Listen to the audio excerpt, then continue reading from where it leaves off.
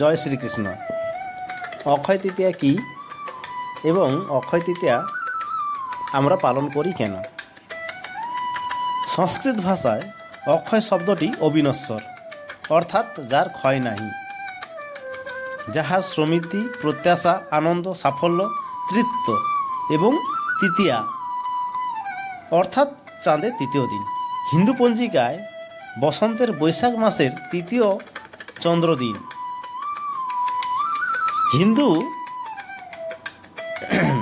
হিন্দু ধর্মের এবং হিন্দুদের কাছে এই দিনটি খুব তাৎপর্যপূর্ণ। এই শুভ দিনে বিষ্ণুর ষষ্ঠ অবতার পরশুরাম জন্মগ্রহণ করেছিলেন। এই জন্য এই দিনটি পরশুরাম জয়ন্তী হিসাবেও পালন করা হয়। এই শুভ দিনে বেদব্যাস ও গণেশ প্রথম মহাভারত রচনা শুরু করেন। এই শুভ দিনেই সত্যযুগ শেষ হয় এবং ত্রেতা যুগের সূচনা হয়। এই শুভ দিনেই ভগীরথ মর্তে মা গঙ্গাকে এনেছিলেন। এই শুভ দিনেই কুবেরের তপস্যা সন্তুষ্ট হয়ে ভগবান মহাদেব তাকে অতুল ঐশ্বর্যের আশীর্বাদ প্রদান করেন। কুবেরের এই দিন লক্ষ্মী লাভ হয়েছিল বলে এই দিন বৈভব লক্ষ্মী পুজো করা হয়।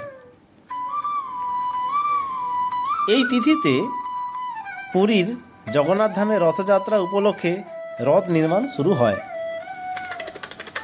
অক্ষয় শব্দের অর্থ হল ক্ষয়প্রাপ্ত না হওয়া বা ক্ষয়প্রাপ্ত হয় না।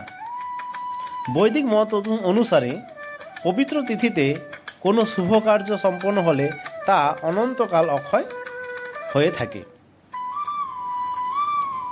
অক্ষয় তৃতীয়ায় আমাদের বাড়িতে বা অনেকের বাড়িতে পুজো হয়ে থাকে।